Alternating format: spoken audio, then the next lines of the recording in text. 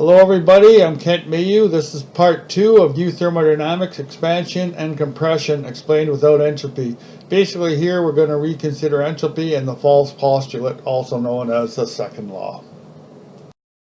In part 1 of this two-part series we discussed expanding systems. We realized for an isothermal isobaric expanding system we traditionally wrote TdS equals dE plus PdV. But we realized it lacked clarity, and we saw the problems that this created. Clarity was, of course, obtained by rewriting the equation in terms of PdV, that being the work done onto the atmosphere. And we also realized that that work is lost work as described in the bottom equation.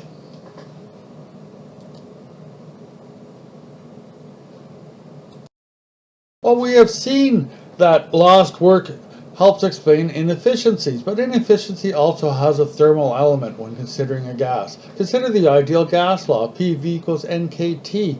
For a change, we can differentiate it, and then we can take the isobaric case, in which case we get PdV equals NKDT. The point becomes that for an enclosed expanding system, NKDT correlates to work. Okay? So we can next consider the kinetic energy of a gas, differentiate that, and then we can, as a function of temperature, we can compare the change in ability to do work versus the change in a gas's kinetic energy. We find that 66.67%. Seemingly all of a gas's kinetic energy change cannot be used for work. We can call the above a gas's natural inefficiency to do work. Okay, it can be shown, although it's too complex for here, that based on the flux of gases against a surface, okay, that the 66.67% inefficiency makes sense. Okay, and this is done in my book. I'm sorry, it's a little too much for this presentation.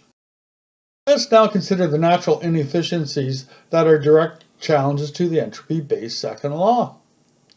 Lost work and a gas's natural inefficiency being the two most important ones. Okay, circa 1824, Carnot idealistic cycle was devised. It was based upon the steam engine, and he could not figure out how to explain its inefficiency. Right? Again, in part 1, we saw that lost work contributed to explaining the steam engine's inefficiency, and we can now add on to that the gas's natural inefficiency in doing work.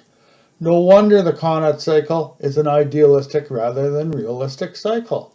No wonder perpetual motion is for dreamers. We can add on to this the drag of objects moving in Earth's atmosphere. Obviously, we have fully challenged the second law's origins, all with simplistic arguments. More to the second law, being a poor law. It is based upon poor logic, i.e., it was conceived for isolated systems. Shown in the figure here is an expanding system at the Earth's surface. Is it isolated? In terms of physicality, the answer is no. In terms of work and energy, the answer again is no, because it does work onto its surroundings. It cannot be isolated. Hence, the second law does not apply to expanding systems here on Earth. Useful systems tend to be expanding systems. So what use is the second law as written? Can we now toss the second law? Well, just consider Lord Kelvin's statement, which was really one of the origins of the second law. It is impossible to transform an amount of heat completely into work in a cyclic process in the absence of other effects. I fully agree with it. We can explain it in terms of lost work and the fact that all a gas's energy cannot be used for work. It should be stated that Clausius made similar statements, and these are all the origin of the second law. In my opinion, it can be tossed. In your opinion, that's up to you. We can now understand thermodynamics but mathematically construed second law ahead of constructive logic, all in order to explain why perpetual motion is unrealistic. In part, the reason being the understanding that lost work, that being energy lost into the surrounding atmosphere by expanding systems, was not understood.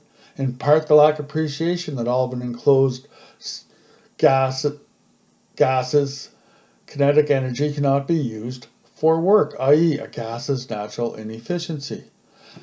I find it interesting, this is hilarious actually, but in my 2015 paper to physics essays titled second law and lost work, the referee actually wrote, although I believe the author is right, I cannot allow 150 years of indoctrination to be taken down by such a simple argument. Not only is that tombstone worthy, it is hilarious. Luckily for me, the editor of Physics Essays, Dr. Panarella, realized just like me that a simple argument is the best type of argument. Therefore, the paper got published. Okay? I also always loved Eddington's bravado. The law that entropy always increases holds, I think, the supreme position among natural laws. If someone points out to you that your pet theory of the universe is in disagreement with Maxwell's equations, then so much the worse for Maxwell's equations. If it is found to be contradicted by observation, well, these experimentals do bundle things sometimes. But if your theory is found to be against the second law of thermodynamics, I can give you no hope. There is nothing for it but to collapse in deepest humiliation. Again, his bravado, does he not realize that in saying this, he's bungled everything? It's hilarious. Look a little closer at problematic entropy change itself. In terms of Boltzmann's constant and the number of possible states, okay, we can write entropy as in the top equation here, okay? For entropy change, we also can get K ln V final over V initial of the system. Now compare this to what we previously discussed in part 1, that being the wrongly conceived work done by a system being explained in terms of the system. Okay? You can see similarities between the entropy change and the work as defined by the system. Okay? And since the work defined by the system was wrong, it brings into question what we're doing with entropy. Obviously, entropy change is thought of in terms of the expanding system, and because of this, along with Boltzmann's brilliant yet problematic math, entropy change was believed to express expanding system's randomness, i.e., a 20th century definition of entropy being the randomness of molecules in incessant motion. So the point being is, if entropy is defined in terms of the randomness of the expanding system, just as work was defined in terms of the expanding system, then there's an inherent problem with applying entropy change to expanding systems. Let's consider problematic entropy some more. Concerning information theory, Claude Shannon was going to use the term information, but because of mathematical similarities, John van Neumann told Shannon to use entropy because nobody really understands entropy. Therefore, if you know what you mean by it and use it in an argument, you'll win every time. There are those today who claim that their understanding of entropy is improving, but the reality is entropy is still not fully understood today, nearly 170 years after Clausius first coined the term. Frank Lampert, one of the nicest guys I ever had an email conversation with, describes entropy as the dispersal of a system's molecular energy. Atkins describes entropy in terms of a measure of the quality of that energy, low entropy meaning high quality. The point is, entropy means too many different things to too many different people, and nobody really understands what it is. Yet it is the foundation of thermodynamics. It seems strange to me. Is entropy ridiculous? Certainly to have an undefined parameter such as entropy as thermodynamics foundation allows for way too many misconceptions. Entropy is used too often, i.e. entropy is used to explain why heat flows from hot to cold. The reality is heat flows both ways, however the net flow will always be from hot to cold, and this is because of the relative temperature. It has nothing to do with entropy, right? Hot always flows to cold, and that's a temperature thing. Okay? Entropy production. There are plenty of researchers looking into this, but what entropy is has not been answered. So what is entropy production? Perhaps lost work. Okay? Entropy, mathematical and statistical ensembles are based on elastic collisions. I have shown that a new kinetic theory no longer requires elastic collisions. Collisions are generally inelastic. The proof of it is pressure-temperature relations. Right? They're not elastic collisions, they're inelastic collisions, hence photons come off of the intermolecular collisions, and that creates heat. So the higher the pressure, the more heat is created. Okay? So elastic collisions should be limited to identical masses colliding through their center of masses, and that's it. Let's consider Boltzmann's exponential for a second here. Is it good or bad? Statistical thermodynamics is based upon Boltzmann's exponential. It is fundamental to the probability of a system being in state I with energy EI. The equation is given. I am not going to fully challenge all aspects of Boltzmann's brilliance. He was brilliant, by the way. However, all things may not be as perfect as so many who have studied it claim. One can often use the wrong energy function in the theory and yet still normalize the data from the experiment so that their data matches the theory. And when I say wrong energy function, I mean in the above probability equation. Perhaps the most used example occurs when we determine latent heat of vaporization in our isobaric calorimeters. Now here it's not so much the energy is wrong as the path is wrong, and the path actually alters the energy function somewhat. So anyways, this is discussed in my paper concerning latent heat. An example being the famed Clausius-Clapeyron equation, and I devised a simpler version of that equation in my books, okay? Another example being the energy required for nucleation theory and their resulting probabilities. Now this I discussed in my 2004 paper entitled Energetics of Nucleation. Okay, that's in Physics Essays. The point being is that everything's not as perfect as we're taught, and we've got to question this stuff, okay? Now consider the differential shuffle. Reconsider the traditional equation for isothermal isobaric expansion, TdS equals dE plus PdV, okay? Next, consider how Gibbs obtained his free energy, okay? From the above partial differential, we subtract the following full differential.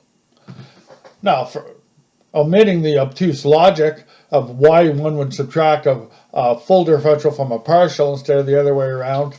Okay, we'll leave that up to the mathematicians.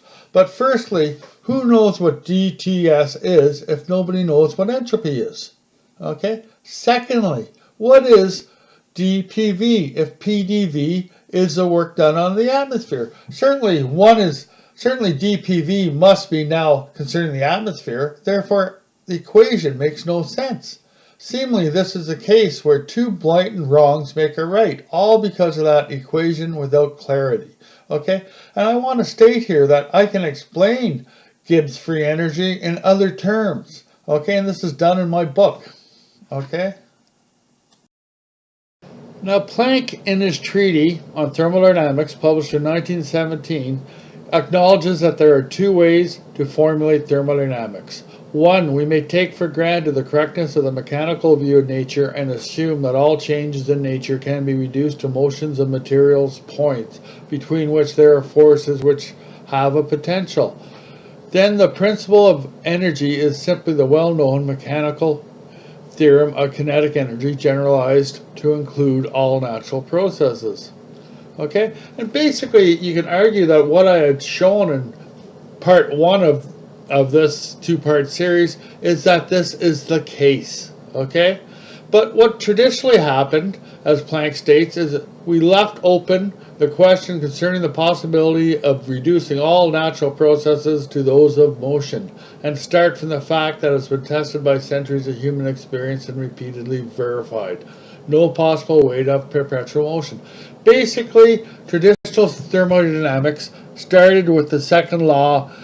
It crafted the second law into a supreme postulate, and in order to preserve the integrity of entropy-based second law, numerous concerns have been ignored. Okay, and so basically we can understand why thermodynamics took the route it did, but the logical way is to use number 1 as I did in the previous part 1 of this two-part series.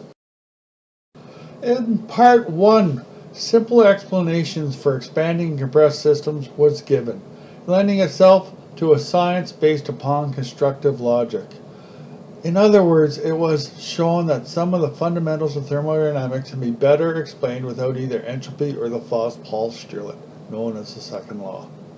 Okay? So I find some of these quotes interesting. Summerfield, quote, "Thermodynamics is a funny subject. The first time you go through it, you don't understand it at all. The second time you go through it, you think you understand it except for 1 or 2 small points. Third time you go through it, you don't know you don't understand it, but by the time you're so used to it so it doesn't bother you anymore. Okay? One of my favorite quotes, KWM, is, "Oh, what a tangled web we weave when at first we fail to perceive." I think that applies to thermodynamics. Okay? As for convincing those in charge of the sciences, consider Toy Story's quote. "I know that most men, including those at ease with the problems of the greatest complexity, can seldom accept even the simplest and most obvious truth, if it be such as oblige them to admit the falsity of their conclusions, which they have delighted in explaining to colleagues, which they have proudly taught to others, and which they have woven thread by thread into the fabric of their lives." And I end the slideshow with discussing my book, New Thermodynamics, Say No to Entropy. I want to express that I'm rewriting it for the third time, namely because I've had some new insights, okay, and the new book will probably be called New Thermodynamics, Goodbye to the Second Law. The realizations have changed things like Chapter 4, so I'm sorry if anyone bought it. You can get Chapter 4 online from my website, www.newthermodynamics.com. Most of what I've discussed here is in my books and in my website. Okay, also on my website you'll find my peer-reviewed and other papers. I do apologize for my odd mistake, as they certainly exist, and I guess I'm really apologizing for being a human being. Okay, accordingly, any or help and or improvements or commentary is always appreciated.